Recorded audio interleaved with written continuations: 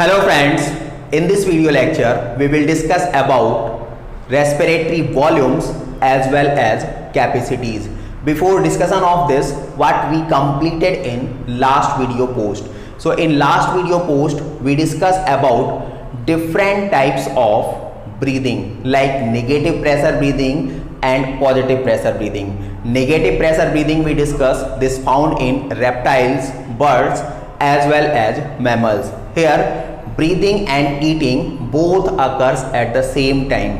While in positive pressure breathing we discuss there is closure of nostrils and mouth, so both eating and breathing is not possible at the same time, and this type of breathing occurs in case of amphibians like frog. Second we discuss that was about abdominal as well as thoracic breathing. We discuss diaphragm contributes nearly 75% during breathing in human male, and that's why in human male the breathing is better known as abdominal breathing, while in case of pregnant females there is maximum contribution by thorax.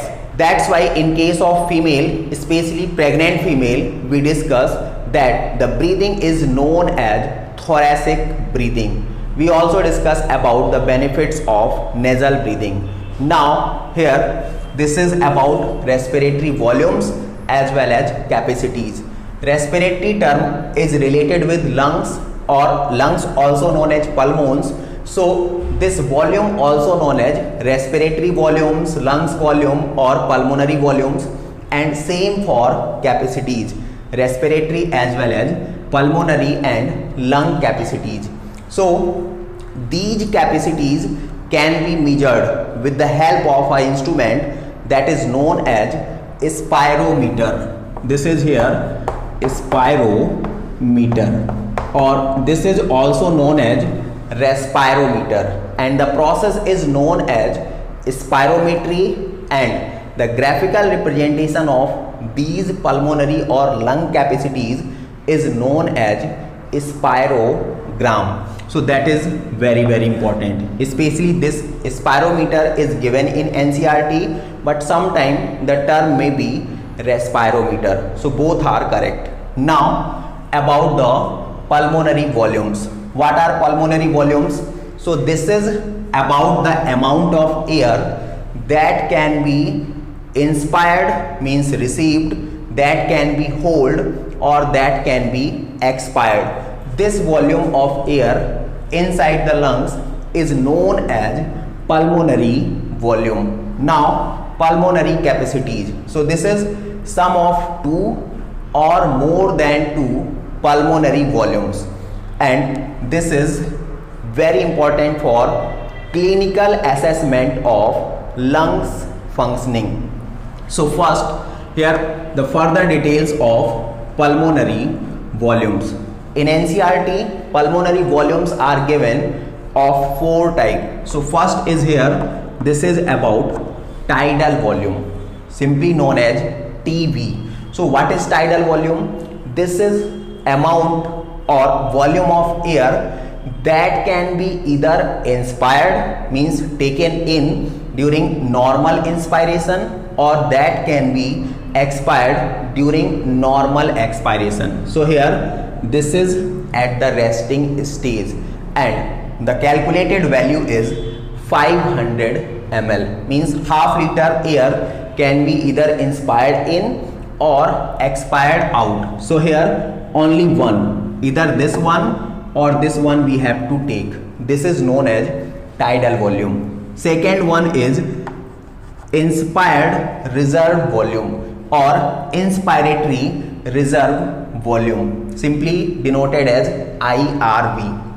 So this is amount of extra air which can be forcefully inspired over normal inspiration, means what amount of air we can inspire in resting stage, this is 500 ml. Over this, what further amount of air we are capable to inspire forcibly, that is known as, that value is IRV. So this is 2500 to 3000 ml, means 2.5 liter to 3 liter nearly. This is also known as forceful inspired volume. The third one is expired reserve volume or expiratory reserve volume, denoted as ERV.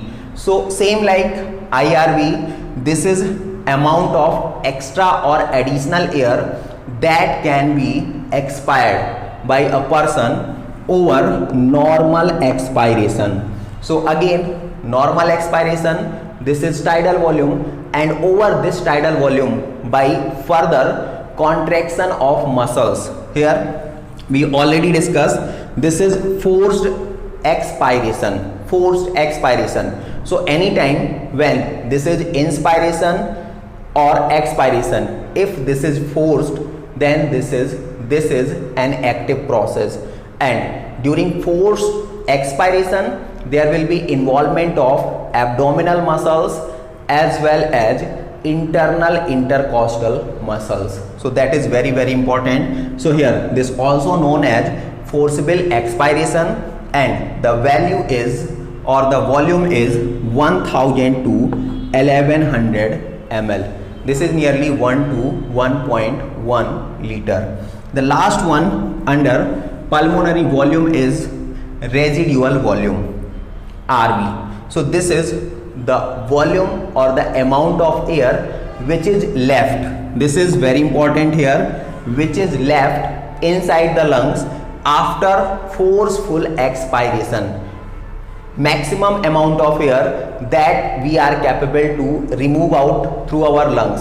After that, what is left in our lung, that is known as, that volume of air is known as residual volume, and this is 1100 to 1200 ml. We are not capable to remove total air from our lungs. Means we are not capable to create vacuum inside the lungs. Why? Because there is no muscular regulation over the alveoli. They are the functional site of our lungs, also known as miniature lung or lungs within lungs.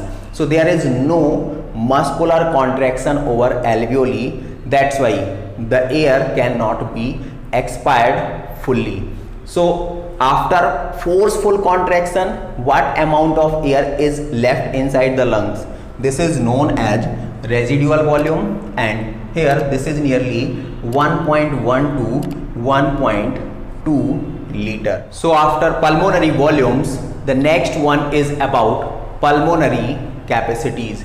So here, what is pulmonary capacity? We earlier discussed pulmonary capacity is the sum of two or more than two pulmonary volumes.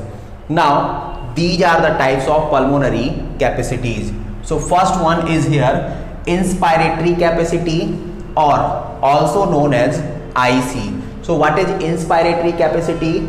This is about the total amount of inspired air over normal expiration. Means when we are just breathing out normally during resting stage, after that what amount of air we can inspire, this is known as inspiratory capacity. So inspiratory capacity is the sum of two pulmonary volumes. This is tidal volume TV, that is 500 ml, and this is IRV, inspiratory reserve volume, that we discuss is nearly 2500 to 3000 ml. The next one is expiratory capacity. This is represented by EC. So what is expiratory capacity? This is the total amount of expired air over normal inspiration. Means normal inspiration, this is about tidal volume, that is 500 ml, and how much air we can expire forcefully, that is total expired air, this is ERV, and the value of ERV is nearly 1000 to 1100 ml. The next third one is FRC, that is functional residual volume, FRC. So what is this? This is about the amount of air that is left inside the lungs after normal expiration. Means during normal expiration, that is about removal of air, what amount of air left inside the lung, that is known as FRC. So this is ERV, expiratory reserve volume, that we discussed is 1000 to 1100 ml, and RV, this is about the amount of air that is left in lungs after forceful expiration. So RV we discussed, its value is 1100 to 1200 ml. So sum of these two is known as FRC, functional residual volume. The next fourth one is vital capacities or VC. This is about the maximum amount of air which can be inspired over forceful expiration. So forcefully how much air we expired, after that what amount of air we can inspire, this volume is known as vital capacity, or we can say this is the amount of air, total amount or maximum amount of air that we can expire forcefully after forceful inspiration. This volume is vital capacity, and here this is the sum of tidal volume, that is 500 ml, inspiratory reserve volume, that is 2500 to 3000 ml, and ERV, that is expired reserve volume, this is 1000 to 1100 ml. Now the last one here in NCERT pulmonary capacities is TLC, total lung capacity. So TLC is about total amount of air that is present inside the lungs, not only lungs but also in respiratory tract. So earlier we discussed two type of respiratory tract. One that we discussed is known as conducting respiratory part. This is from external nares or nostrils up to terminal bronchiole, and after terminal bronchiole the respiratory bronchiole, alveolar duct and alveoli, these are the parts of respiratory gaseous exchange or respiratory part. While the upper part of respiratory tract, again this is external nostrils up to terminal bronchiole, is known as conducting part, while the lower one from respiratory bronchiole up to alveoli is known as respiratory part. So respiratory tract, that is about conducting part. So total amount of air that is present in lungs, not only lungs but also in respiratory conducting part, that air is known as total lung capacity, and this is after forceful inspiration. So again TLC, this is about the total amount of air that a person can forcefully inspired inside the lungs. This is TLC. So TLC equals to vital capacity plus residual volume. Vital capacity we discuss here, this is sum of tidal volume, inspiratory reserve volume and expiratory reserve volume. That's why here TLC we can say this is sum of all the three plus residual volume, and on the same basis we can also find out vital capacity. Vital capacity is equals to TLC minus RV. TLC minus RV, if we minus this value RV from this one, then we can obtain vital capacity. So vital capacity is the sum of these three, or after reducing this volume we can also get vital capacities.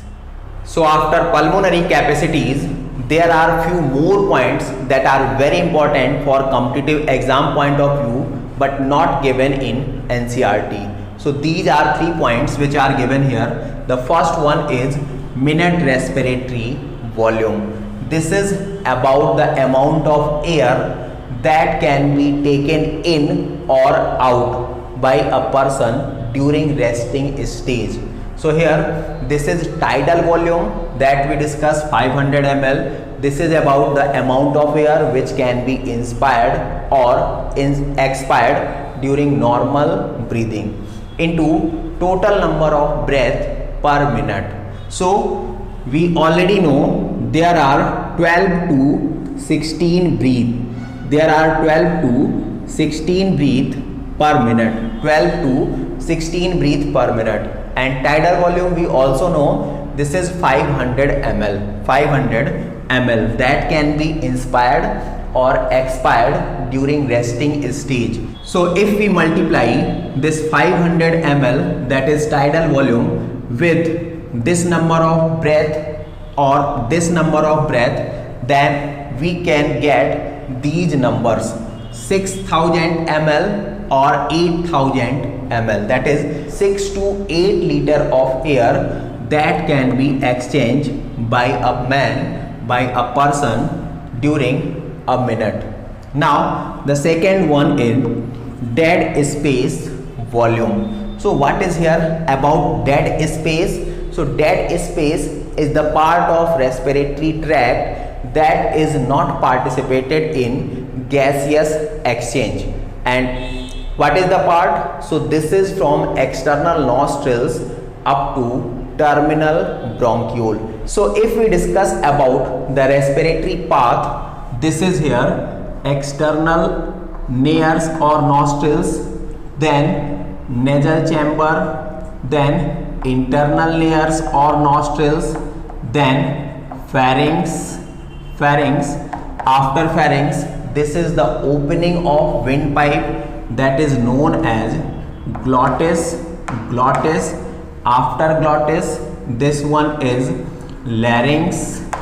After larynx, this is trachea, and after trachea there is bronchi, that is primary bronchi, secondary bronchi and terminal bronchi. Primary bronchi is principal one, secondary is lobar one, and the tertiary one is segmental.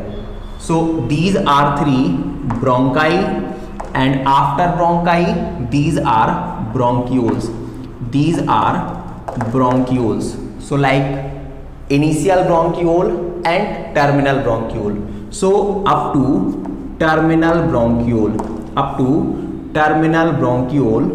the wall is very thick. That's why this don't allow the gaseous exchange. So this one is the path how air is moving in and reaches up to alveoli. So this is before alveoli up to terminal bronchiole. The respiratory tract or respiratory path is known as conducting part. And after that, what is left? So after this is respiratory bronchiole, then alveolar duct, and then alveoli. This one is known as respiratory part of respiratory tract, where the actual gaseous exchange taking place. We also discussed about the number of alveoli. This is nearly 300 million in both lungs. So they will improve the surface area like 80 meter square with respect to body surface that we discussed was nearly 1.6 to 1.8 meter square. That's why alveoli makes our system efficient for gaseous exchange. So here, what is dead space volume? This is the amount of air which do not participate in respiratory exchange. This is located or present only in conducting part of respiratory tract. So what is conducting part? We discussed from here to here up to terminal bronchiole. External nares up to terminal bronchiole. This is respiratory part. Now next one is alveolar ventilation. So what is alveolar ventilation? This is about the amount of air that will participate in gaseous exchange or respiratory exchange.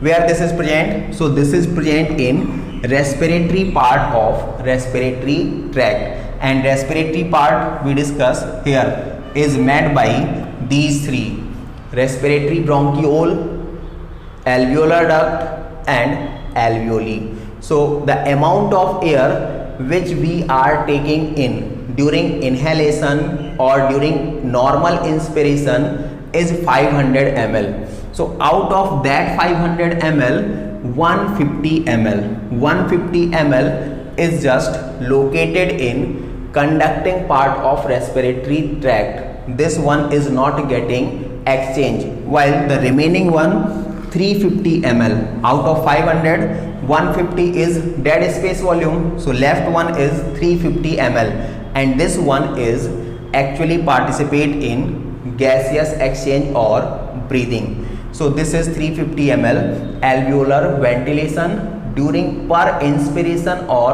expiration at the resting stage. Now if we multiply this number with the total number of breath per minute, then we can obtain dead space volume per minute, and same if we multiply this amount of air with total number of breath per minute, that is 12 to 16, then we can also obtain alveolar ventilation per minute. So these are pulmonary volumes and capacities. All pulmonary volumes and capacities are nearly 20 to 25 times greater in human male with respect to female, and also this will be comparatively higher in taller person with respect to dwarf person. This will again be higher in those persons who are athletic with respect to the normal persons. So this is variable person to person. Also the persons which are living at high altitude, they have higher capacities with respect to the persons who are living at plains.